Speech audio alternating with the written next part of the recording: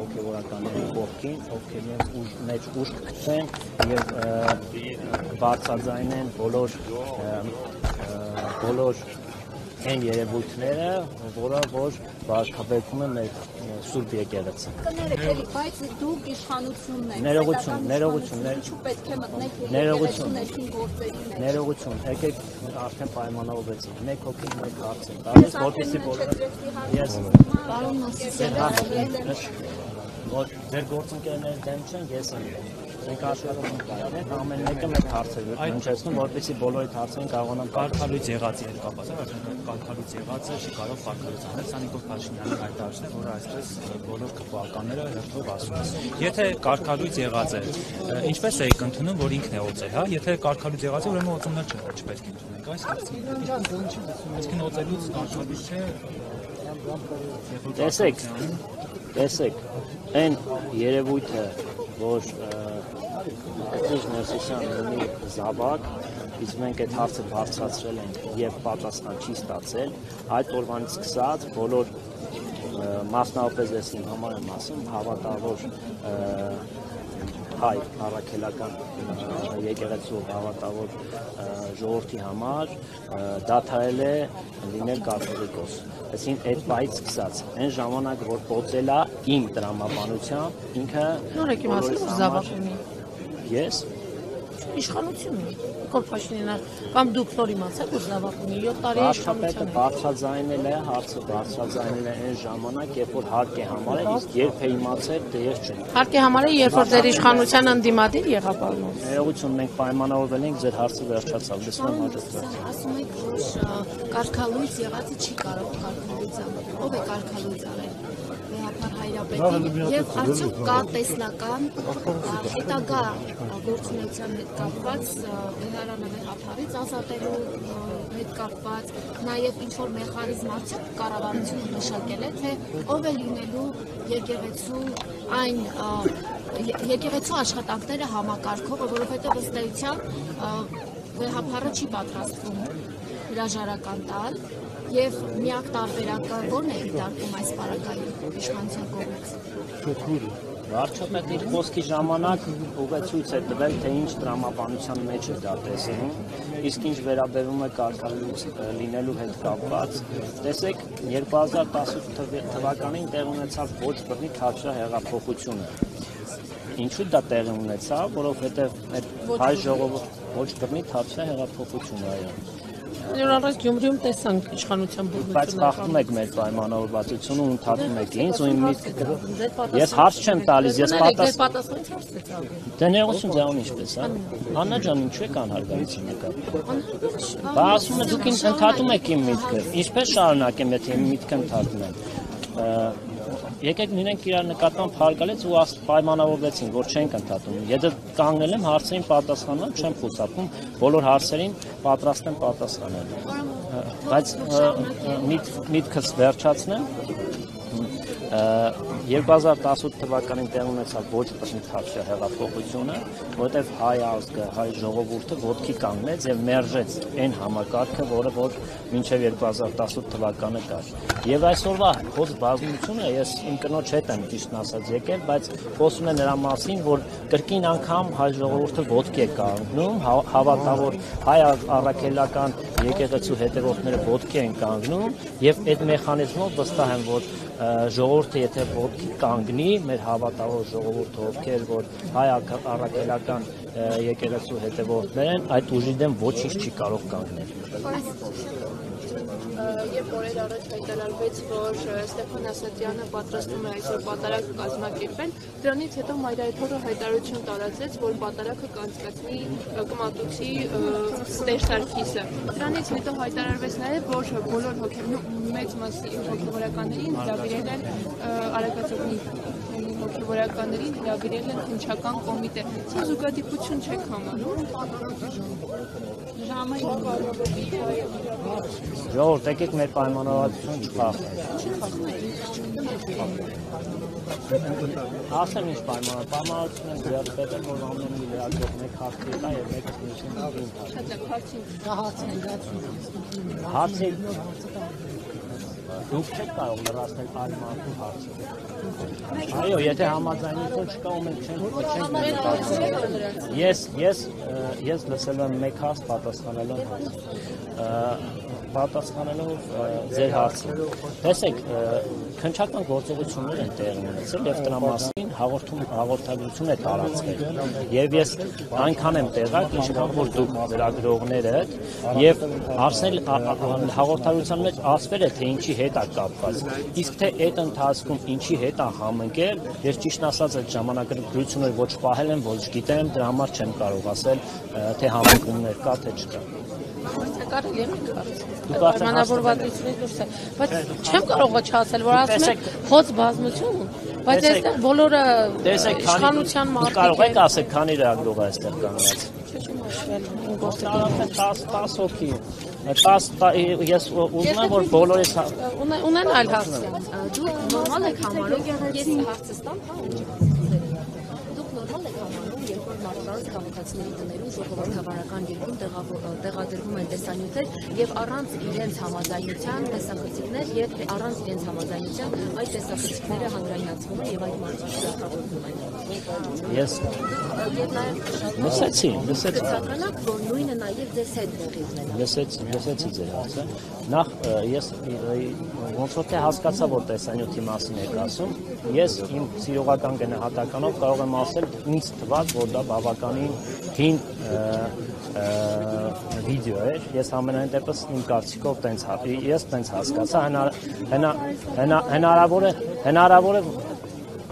Այն ջան, ինչ եք խանգարում, որ թվալ կասեի ես, դուք մի հուշեք, ես ինչ ասեմ, որ թվալ կասեի, դե մի խանգարեք։ Ինձ այդպես թվաց, որ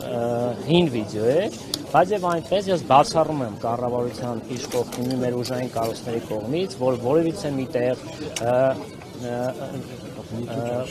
արվի օպերատիվ գործողություն եւ չլինի համապատասխան դատարանի որոշումը։ Այդ ամեն ինչ կարգավորվում է օրենքով եւ եթե դատանը թույլատվություն է տալիս մնացածը արդեն գնահատականը չի իսկ այլ պարագայում որ անօրինական ինչ որ տեսանկարահանումը լինի կամ ձայնագրումը լինի իհարկե դատապարտում են իսկ այդ տեսանյութի հետ կապված մեկնաբանություն դատարանը թույլ է տալիս մարդու խիստ անձնական կյանքը ես տեսաձայնագրել եւ հրապարակել մինչև վերջ մեր պայմանավորվածությունը պահելուն եմ կողմնակից ու պահելու եմ Պարոն Մովսիսյան Բովանդակությունը մի որոշ ժամանակ առաջ Նիկոլ Փաշինյանը առաջինն է գրել իր Facebook-ում։ Ես գիտեք Հայաստանի Հանրապետության վարչապետը ունի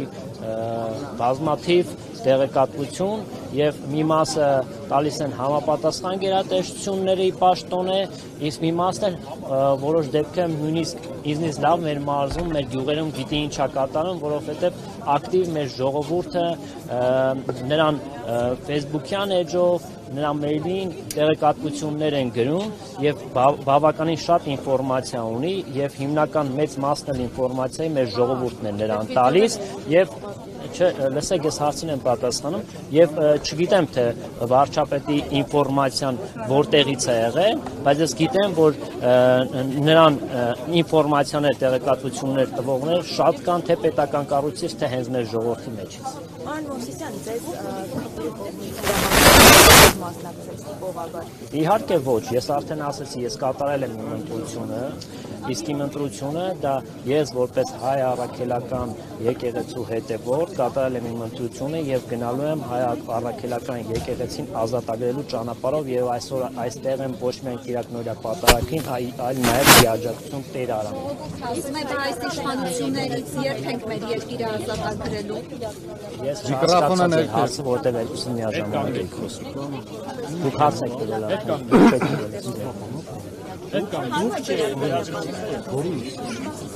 Եթե նկատել եք, ես չեմ շեղվում մեր պայմանավորվածությունից, բայց կներեք ձեր հարցը չլսեցի, որովհետև Որպես հայ առաքելական Օրագիր միկրոֆոնը ներս է։ ոչ ամեն կիրակի չեմ մասնակցում։ Այսօր ամեն կիրակի չեմ մասնակցում, բայց ամսվա մեջ մի քանի անգամ եթե ստացվում է մասնակցում եմ, իսկ այսօր մասնակցում եմ, որովհետև թե Տեր Արամը տեղեկացրել է, որ այսօր պատարագ լինելու եւ ես ասեցի, որ ասեն ոչ միայն պատարագի եմ մասնակցում, այլ իհարկե ասացիք, որ ովքեր որ կարգալույց արվեն, դուք կանգնեք նրանց կողքին, ոչ, նման բան չասեցի, ես ասեցի, ես ոչ թե մեր մարզումը,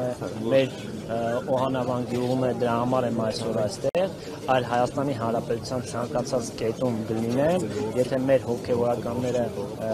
վեր կանգնեն իրենց վախերից եւ բարձրաձայնեն այն առատավոր երևույթները, որը որ առատավորում է մեր առաքելական եկեղեցին։ Քահանաներին տարբեր ժամերով պահել է ինքն չականում, ինչու այդ ժամանակ իրենց կողքին չէր։ Ես ժողովուրդ ջան, ես նոր հարցի կպատասխանեմ, եթե նոր մարգարեթ, եթե չէ, ես բոլորի ցանկանում եմ լավ որ, որովհետև մի քանի հարցեր կան, որոնք օրինակ դուք ասում եք այստեղ բազմաթիվ մարդիկ հավաքվում են ներկայացնում եւ համայնքը զորավոր։ Եկեք նույն համայնքը սենց անենք, Նիկոլ Փաշինյանի սենյակ ողջ 3 հարց, եթե կան, Իմ հարցը, եթե չկա, ես հարցում եմ, հա։ Համայնք ասում է, որ համայնքը զորավոր է, բազմաթիվ քաղաքացիներ, հա։ Բայց նույն տրամաբանությամբ, երբ նույն համայնքը զորավոր էր Սյունիքում, հիշում եք ինձ, Սյունյաց ողջույն էին, Նիկոլ Փաշինյանը դիմավորում էին, ամբողջ համակարգ իրավապահների ջարդելով, քշելով այդ մարդկանց վերման ենթարկեցին, այդ ժամանակ եւ այսօր այս համեմատականները ձեզ համար համայնքը զորավոր չէ, ձեր զորավոր։ Ես հենց այս բանը հայրացվում հազարավոր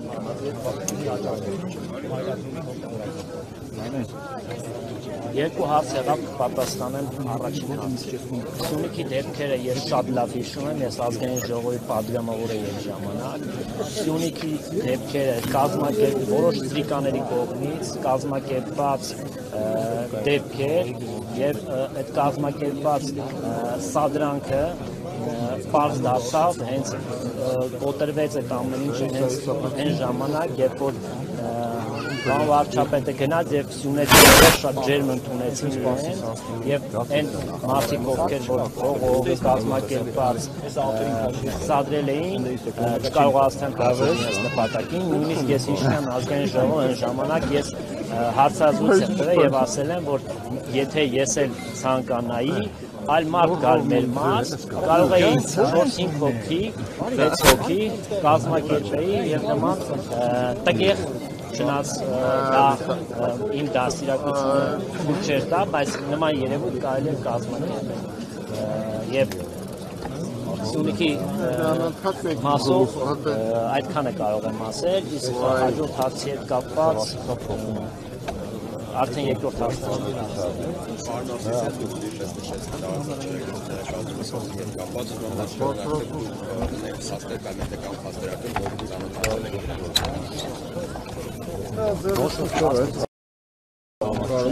բայց եթե արված է երկար ժամանակ հարց է բարձրացված եւ եթե հարցին չեն հերքում, չեն ասում, որ չի համապատասխանում իրականությանը, որոշ ժամանակ հետո դու կարողանում ես ենթադրություն անել, որ դա իրողություն է։ Այդ տրամաբանությամբ ես իմ կարծիքներն ասում, իսկ որպես այդպիսի փաստ ես շնորհակալություն